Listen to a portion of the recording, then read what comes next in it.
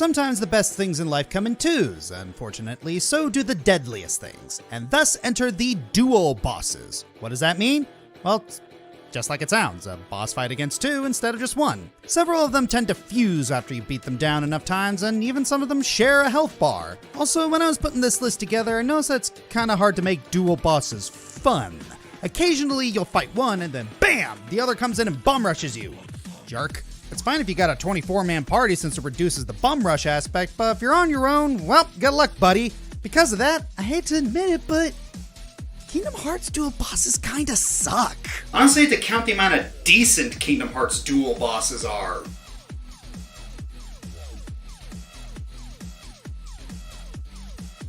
Yikes. As usual, a few ground rules for this list. First of all, the dynamic bosses get higher points if they have a shared history, if they feel like they belong together. Whether by aesthetic, gameplay, or lore, they get a gold star. Obviously, the fun factor is a big part. If we're gonna have to power through a 2-for-1 deal, you want it to feel satisfying, don't you? We're also gonna take into account how well some of these handle any fusion aspect and what happens when you manage to kill one before the other. Sometimes a little something extra will happen. And finally, this is a big one, no squad bosses. 2 shall be the number thou shalt count, and the counting of the number shall be 2. Admittedly, I wanted to put Dupless from Paper Mario Thousand Year Door on this list, but he's technically a squad boss, so rules are rules. That's for another day. And it will happen someday. Prince of Persia: Two Thrones, the final chapter of the Sands of Time trilogy. Pretty great conclusion that sees our titular prince on a quest to stop the villainous vizier once and for all. But first, he's got one painful obstacle in his way. Brotherly love. Dance the dance of brotherly love. Mamusha! The Nameless Twins are 2 of the vizier's strongest generals. Honestly, it's kind of sweet how strong their bond is considering they come from differing houses, but they both agree on one thing. There's no end you'd rather burn and slice up a middling prince than with your own brother. Anyways, they try to burn the prince, but he chases them with a chariot before we finally enter the battle zone, beautifully surrounded by a ring of fire. Our brothers in arms are double teaming the prince, and they brought swords and axes to the party. They don't make it easy to take them head on, as they can take any punch you throw and literally cut right into you if you don't get out of the way. To make it through, you're gonna have to focus your attacks on the sword twin, then wait for Lumberjack Boy to swing at you with his axe and dodge. Then while his axe is stuck, wail into him. Then once you've charged enough, speed kill time. The speed kill is really the only thing that can cause enough damage, so you might be at this for a bit. Eventually the battle ends with you taking out one twin and... Oh wow, okay, looking back at that, I kind of feel bad now. Sure, they were trying to take your head off, but oh, we took his brother away from him. Does that make us the bad guy, or? Well, hey, now they're both dead. See, it worked out. Kinda. Honestly, there isn't a whole lot to this fight. The other is programmed to attack as soon as one of the other brothers is struck, and that can be taken advantage of very easily. There is a slight hit of bum rushing while with that one twin trying to slice you while you're preoccupied with the other one, but it's nowhere near as bad as in other cases. Call me a sadist, but I wish we could have seen how one brother would have fared after we killed the other. Would their anger make them twice as dangerous? Would they struggle without their partner in crime? I kinda wanna know. Beggars can't be choosers. Still got a pretty brutal fight that keeps us on our toes and highlights the camaraderie of slice-happy siblings. And in the end, isn't that the greatest bond of all? Even with its relative imperfections, I still stand by the opinion that Partners in Time is just as good as the others. Case in point, you get to have Bowser and Baby Bowser team up. With both of them running around, it's only natural that you eventually fight them alongside each other. It's also one of the only fights in the game with a unique battle theme other than the final boss. So you know stuff got real. Being a team, the 2 of them naturally have their own bros attacks, and they're just as wonderfully creative as you'd expect. I also love the lead up to the fight. Like, at first they get on each other's nerves because, you know, Bowser wasn't exactly the most agreeable or mature Koopa in the kingdom at either age. Then they suddenly become an adorable shtick of partners in crime. Oh, that's why they call it that. Even post-fight, they do this whole anime mentor-hero thing, and it's weirdly wholesome. So if the battle's so cool and creative, what's it doing so low on the list? Well, it's simple. Bowser's weak to ice. One of the bros items is the ice flower. This is what happens when you use them on him with an optimal setup. Once you do, it's all too easy to just kill Bowser in a few shots. With him out of the way, the fight just kinda falls apart since his younger self is such a pushover. Had this fight been longer, it would have scored much higher. Now, if only Midbus and Baby Midbus could have also been here. That would have made it a true 4v4.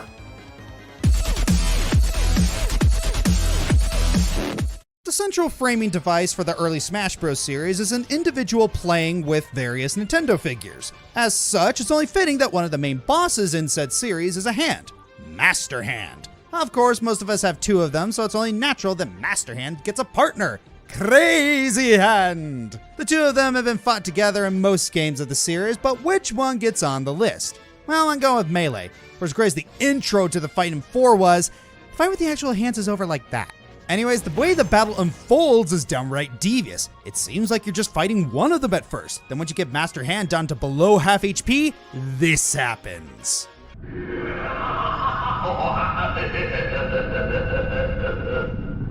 While you're still trying to reconcile your feelings of how terrifyingly creepy that laugh was, the confusion of wondering how hands can actually laugh, and the realization you have to fight two now, the fight quickly escalates with both of them attacking you. In particular, their combination moves are incredibly devastating if not dodged properly. With everything that's going for it, I, unfortunately, can't rate this fight any higher. Being a fighting game and all, it can't have the dedicated polish of something in a more traditional boss fight environment. Plus, it just feels a bit too simple.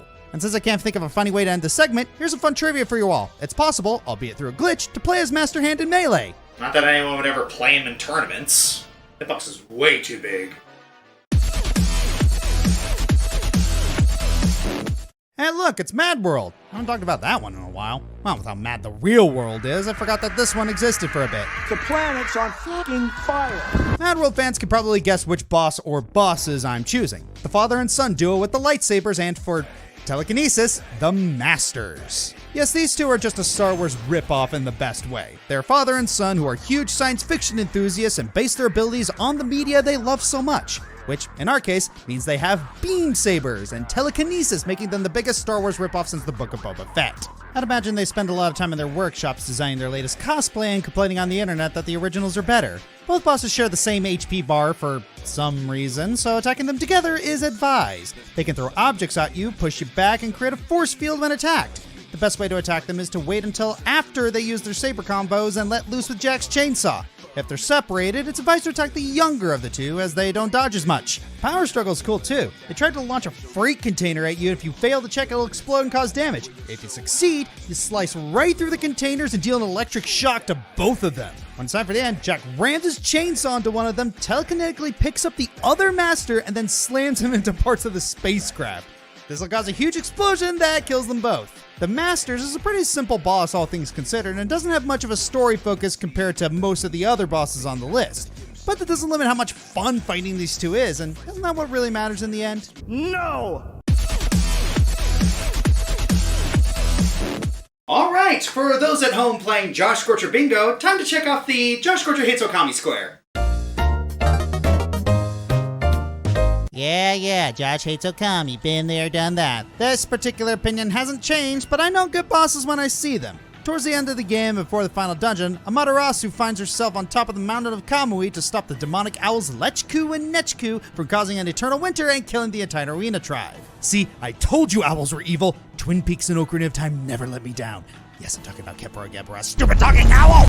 Anyways, Amy first takes on Nechku with her past self Shiranui. This battle isn't anything to write home about because Shiranui is so strong that you don't even need to do anything besides dodge. However, the hothead wolf Uina, Oki, crashes the party along with Nechku, which seriously injures Shiranui. Amy and Oki chase after the owl duo and the real battle begins. The cool thing about this fight is that it's 2-on-2, Amaterasu and Oki versus the demon owls. The two owls will launch items at you from their heads and you need to counter said item with a specific brush technique. Oki will be doing damage too, but only with icicles she summons. Don't expect insane power BS like with Shiranui. If you use the correct brush technique, you can stun the bird and Oki will then summon a bow. Bite and pull back to launch the wolf shapeshifter at the stunned owl and then use your brush to pull it down. Do it right and you can smash its face with your favorite ground weapon. Unlike the Masters, these two have separate health bars, so you need to knock them both down to win the fight. This battle has some really cool set pieces to it. Shiranui helping out early on, Amaterasu getting a power-up, and Oki getting some needed character development. Plus, it's one of the only bosses in the game that doesn't repeat itself in any way later on. I swear, if we had to fight this thing in the Arc of Yamato like we had to do for Orochi for the third freaking time!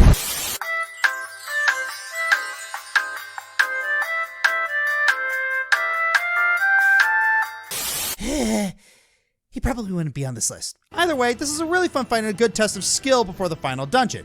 Now, I need to figure out who keeps suggesting Okami on these lists. I need to know for, accounting reasons.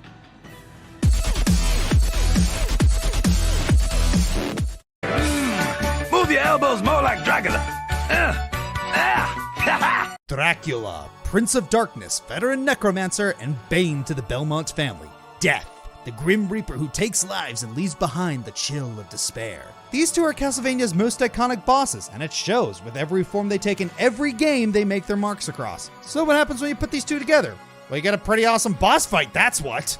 In Castlevania Portrait of Ruin, you play two protagonists, Jonathan Morris, a vampire hunter with Belmont's trademark whip, and Charlotte All-In, a sorceress and shapeshifter. With an interesting combo of protagonists, it's only fitting that the final battle would feature a dual boss that's just as formidable and interesting. First, we got Dracula doing his usual biz, teleporting and throwing fireballs everywhere while laughing like a gas addict. Then we got Death floating around and protecting Dracula by sweeping through the room with his scythe, basically playing the role of Dracula's glorified zoner guardian. But what is a duo without their own specials? Good thing this twosome's got a couple. Dracula can take Death's scythe to blow up a good chunk of the room, and Death can raid sickles across the room, which Dracula would then absorb and turn to his own spread of dark spheres. Whittle one of them down enough and they start to fuse. The resulting form resembles Dracula's true form, even attacking with his shockwaves and rains of fireballs. But with Death's special touch, not only does he have the scythe, but he's got some big pair of wings. So big, in fact, they can maul the entire room and force you to fend for your life or get crushed. Between Jonathan's whip and Charlotte's magic, you gotta pull every stunt you can to stand up to these harbingers. With no gimmicks to pull one ally away from the other, this is about a clean 2v2 fight as you can get in these games. You know, there are quite a few people on the internet who get up in arms about boot plate armor, even though a couple of historians have pointed out that boot plate armor not only existed in history, but it was also useful in history, depending on how it was used. Why is no one getting up in arms about this boot plate armor right here? Like, especially considering that might not be his actual shape. Why go into so much detail about this cursed piece of armor? Now that I pondered the real mysteries of life, Dragon Slayer Ornstein and Executioner SMOUGH, two guards in the Anor Londo level, protect the Lord Vessel. On their own, they're a pain and a half to take on. Ornstein is lightning fast, hard to hit, and can zap you from far away with his spear. SMOUGH is a big brute with a giant hammer that hits like a truck. Because they work so closely, the only way you're going to survive this is to break them up by killing one in the first phase before finishing off the other in phase 2. Which leads to the million-dollar question. Who do you want to face next round? No matter who you beat first, the other is just going to absorb their power. Ornstein grows larger while SMOUGH gains lightning abilities. You really gotta weigh your options here. Ornstein is definitely the harder of the two, so people usually say killing him first since SMOUGH has so many weaknesses. But killing SMOUGH first could get you the Leo Ring, which is an awesome power-up that'll come in handy against Ornstein. Beating either one's super form isn't too much of a hassle. Just watch your footing, look for an opening, and go for it. You know, like every other Dark Souls game. But it's still a bit of a gamble. Ornstein and SMOUGH's boss fight has been called one of the most memorable in all of Dark Souls history, and it's not hard to see why. It's already a novelty at this point to fight two bosses in Dark Souls instead of just one, but they really push the player to their limit by their sheer size, strength, and camaraderie. The fact that they borrow the other's powers upon their death really shows how well they work together, and kind of turns decision making into a game of Russian roulette when you have to ponder who should I kill first. Meanie! Meanie! Miney! You hate! There are many folk tales and just as many bosses inspired by those folk tales. One such story is of Hansel and Gretel, who were brother and sister, lured into a gingerbread house by a witch who intended to fatten them up and eat them. How does this tale translate to the boss fight? Not at all. I just like talking about folklore. The only connection these two robots have to the story are the names. Well, that was a ripoff. Hansel and Gretel appear as part of the Tower at Paradigm's Breach Alliance raid in Final Fantasy XIV that was part of the Nier Automata crossover. Both BattleBots are wielding a shield and spear in their attempts to thwart players from progressing, Gretel having red eyes and Hansel having blue. At the start of the fight, one of the two constructs a barrier that's not only impenetrable, but also reflects damage back on you. So if you attack carelessly, you'll soon find your HP bar mysteriously missing.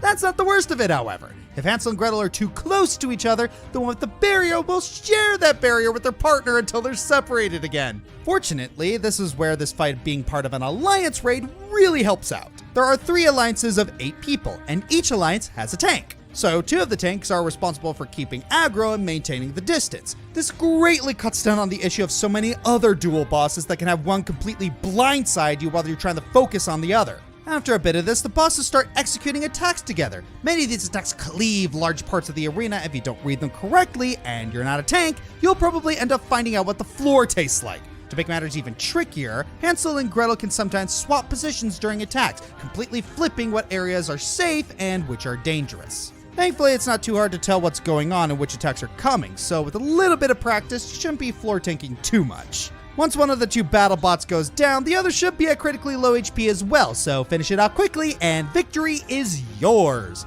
Hansel and Gretel aren't the most complicated fight in Final Fantasy XIV or even on this list, but sometimes simplicity is more of a boon than a burden. Sometimes all you need is 2 giant robots to work well together. I'm all about that.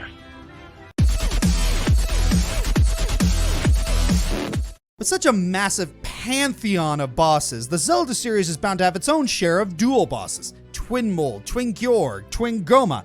A lot of twins in the series. And speaking of twins, the most iconic one in the series has to be the Witches of the Elements themselves, Twin Rova. We covered a fair lot about them in Witch bosses, the Ocarina of Time fight in particular, so let's focus on why the fight is as special as it is. Not many dual bosses have you take the attack from one boss to inflict it on the other, and this fight really does it justice. With the Mirror Shield, you have to tank one witch's elemental magic and reflect it on the opposite wielder. Kotake's ice to Kume, and Kume's fire to Kotake, and so on and so forth. Don't let your guard down though, because those spells do it pretty hard and generate their own areas of effect.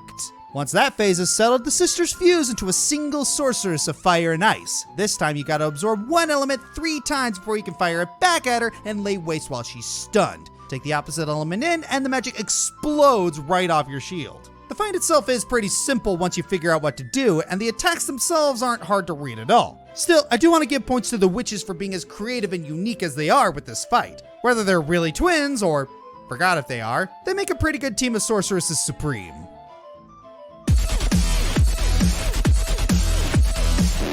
New Destroy Man, No More Heroes 2. While they have wonderful and memorable personalities, their boss fight is frustrating as hell. Volcanic Lord and Blizzard Lord, Kingdom Hearts 2. Decent, but really could have done more with this concept. Sisters Viz, Binding of Isaac. Super freaky, but kinda nice on while they work together. Koshi and Roshi, Nier Automata. They're joined at the hip and can dish out both long and short-ranged attacks. Mograine and Whitemane, World of Warcraft. They don't really work together until Mograine falls and Whitemane steps in, but they got each other's back, clearly. Luna and Nazca, Tales of Symphonia. The Sun and the Moon, Yin and Yang, Lady and giant bird-like creature, both acting as the spirit of light.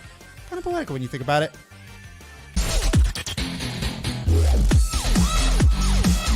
Greek legends tell of Theseus, the mythical king of Athens, who slew the Minotaur of Crete, and in death, these two became best buddies and worked together to prevent Zagreus from escaping Elysium. Wait, what? Prepare for trouble! Make it double. Yeah, that's what we're going with in Hades. Apparently in the game's lore, Theseus took pity on the Minotaur, now named Asterius, and the two became friends. They even wear matching identical clothes, and so Hades put them in the Elysium Stadium to block off our protagonist. Asterius actually shows up earlier as an optional mid-boss, but this is the only point where you can fight the two of them together. Asterius going gung-ho, chasing you down with his axe. Meanwhile, Theseus keeps his distance and starts chucking spears at you and blocking your attacks with his shield. Often he'll call on the god's help to unleash a special attack, and occasionally call on his battering Minotaur buddy to rush at you. What a team player. Obviously, your best first move is to take out Asterius since he's getting up in your face the worst. Theseus is a little easier due to his attacks being more telegraphed and easier to dodge, but you really tick him off if you kill his friendo first. Oh, how dare you try to kill my best friend that I kill first! That's really rude. Now you may be wondering why these two deserve the #1 spot, because honestly, the pair-up is kind of brilliant. Like I said in the opening, the real Theseus and Minotaur were bitter enemies in mythology, so turning them from former rivals into bosom buddies is a really cool touch. Adding to it, they complement each other well both in and out of the battle. Asterius is the serious straight man, while Theseus is the hammy jerk. If extreme measures are activated, he gets a freaking golden chariot with Gatling guns! And even though Theseus is a delusional, narcissistic jerk, he cared enough about his old rival to consider him a brother, and even loses his mind if he loses him. In return, Asterius is eternally grateful for his second chance and proves it with his loyalty. Honestly, kind of makes me want to see a spin-off title where we see the story of their relationship truly blossom. I'm Josh Scorcher, and you know what? Sound off in the comments if you want a Theseus Asterius buddy comedy spin-off game. I mean, it's not like Super Giant's busy at the moment.